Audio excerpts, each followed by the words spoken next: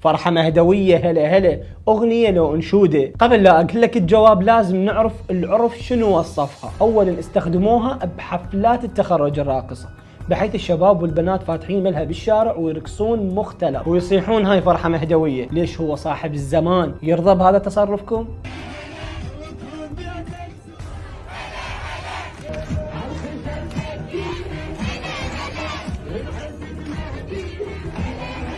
ثانيا استخدموها ويقرونها بالملاهي، يعني مو بس يشغلونها، لا يقرونها، واسم صاحب الزمان صار على لسان الراقصات والمغنيات، والسبب الطرب اللي بيها.